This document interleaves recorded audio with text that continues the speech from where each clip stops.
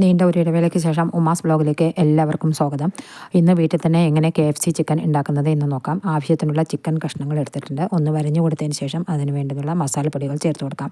1/2 teaspoon മുളക് പൊടി, 1/2 teaspoon chicken മസാലപ്പൊടി, ആവശ്യത്തിനുള്ള ഉപ്പ്, 1/2 ടീസ്പൂൺ കുരുമുളക് പൊടി, 1/2 ടീസ്പൂൺ ഗരം മസാലപ്പൊടി, ഇവയെല്ലാം ചേർത്ത് നല്ലവണ്ണം ഒന്ന് ചിക്കനിലേക്ക് ഇട്ട് പുരട്ടി കൊടുക്കാം. 3/4 മണിക്കൂർ റെസ്റ്റ് ചെയ്യാൻ വെക്കാം. എൻ്റെ ഒരു സബ്സ്ക്രൈബർ എന്നെ പേഴ്സണലായിട്ട് വിളിച്ചു, ചേച്ചി എന്താണ് ഇപ്പോൾ വീഡിയോ ഒന്നും ഇടാത്തത്? ആപ്പിൾ ജാമിൻ്റെ വീഡിയോ കണ്ടതിന് ശേഷം വീട്ടിൽ തന്നെ ജാം ഉണ്ടാക്കാറുണ്ട്, കടയിൽ നിന്ന് വാങ്ങാറില്ല എന്ന് പറഞ്ഞു. എനിക്ക് വളരെ വളരെ സന്തോഷമായി. എനിക്ക് വീണ്ടും വീഡിയോ ഇടാനുള്ളൊരു മോട്ടിവേഷൻ കൂടിയായിട്ടോ. എന്നെ സ്നേഹിക്കുന്ന എല്ലാവർക്കും ഒരുപാട് നന്ദി. ഇനി നമുക്ക് ചിക്കൻ വറുക്കാനുള്ള കോട്ടിങ്സിന് എന്തൊക്കെയാണെന്ന് നോക്കാം. 1/2 കപ്പ് മൈദ എടുത്തിട്ടുണ്ട്, 1/2 കപ്പ് ഓട്സ്, 1/2 കപ്പ് കോൺഫ്ലെക്സ്. ഇത് കോൺഫ്ലെക്സും ഓട്സും ഒന്ന് ക്രഷ് ചെയ്ത് പൊടിച്ച് വയ്ക്കാം. ഫസ്റ്റ് കോട്ടിങ്ങിനായിട്ട് മൈദയിലേക്ക് ഒന്നിട്ട് കഷ്ണം ഇട്ട് ഒന്ന് പുരട്ടി കൊടുക്കുക. മൈദയിലിട്ടൊന്ന് പുരട്ടിയതിന് ശേഷം തണുത്ത വെള്ളത്തിലേക്കൊന്ന് മുക്കിയെടുക്കണം. തണുത്ത വെള്ളത്തിലേക്ക് മുക്കി വീണ്ടും മൈദ പുരട്ടിയതിന് ശേഷം വെള്ളത്തിലിടുക. അങ്ങനെ 2 പ്രാവശ്യം ഇത് ചെയ്യണം. ഇങ്ങനെ തണുത്ത വെള്ളത്തിൽ മുക്കുന്നത് കൊണ്ട് നമ്മളുടെ ഈ മൈദ കഷ്ണത്തിലേക്ക് ഒട്ടിപ്പിടിക്കുകയും ചെയ്യും. അതുപോലെ തന്നെ നമ്മൾ സെക്കൻഡ് കോട്ടിങ്ങിനായിട്ട് ഇടുന്ന ഓട്സ് അതിലേക്ക് പറ്റിപ്പിടിച്ചിരിക്കും.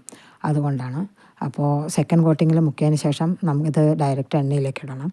മൈദ എല്ലാം പുരട്ടി റെഡി ആയിട്ടുണ്ട്. ഇനി നമുക്ക് സെക്കൻഡ് കോട്ടിങ്ങിന് വേണ്ടി ഓട്സും കോൺഫ്ലെക്സും കൂടിയിട്ടുള്ളതിൽ എല്ലാവരെയും യോജിപ്പിച്ച് നല്ലവണ്ണം പുരട്ടി കോട്ടിങ് ചെയ്തെടുക്കാം. ഇതിനൊക്കെ ഇനി എണ്ണയിലിട്ട് വറുത്തെടുക്കണം. എണ്ണയിൽ വറുത്തെടുക്കുമ്പോൾ നല്ല തിളച്ച എണ്ണയിലേക്ക് ഇട്ടതിന് ശേഷം ഗ്യാസ് നല്ലവണ്ണം കമ്മിയാക്കി സ്ലിം ഗ്യാസിൽ വേണം ഇത് വറുത്തെടുക്കാൻ. അല്ലെങ്കിൽ ഓട്സ് കരിഞ്ഞു പോവുകയും ചെയ്യും, ചിക്കൻ്റെ കഷ്ണം ഉൾഭാഗം വേകുകയുമില്ല. അപ്പോൾ അത് പ്രത്യേകം ശ്രദ്ധിക്കണം. അങ്ങനെ തിരിച്ചും മറിച്ചു വിട്ട് നല്ലവണ്ണം ഗോൾഡൻ കളർ ആകുന്നത് വരെ ഇതൊന്ന് വറുത്തെടുക്കണം. അത് സമയമെടുത്ത് ചെയ്യണം. ഇതേപോലെ കളർ കിട്ടണമെങ്കിൽ സിം ഗ്യാസിൽ വറുക്കണം, അത് പ്രത്യേകം ശ്രദ്ധിക്കണം. ഇനി നമുക്ക് മയോണൈസ് ഉണ്ടാക്കാം.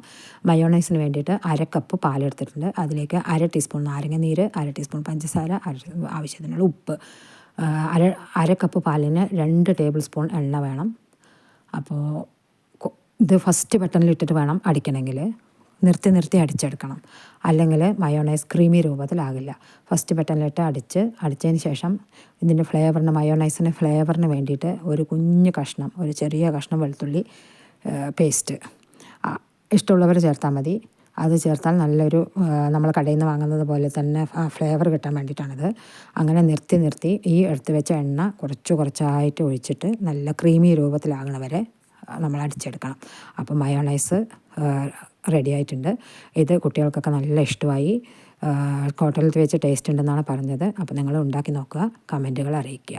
ഓക്കേ.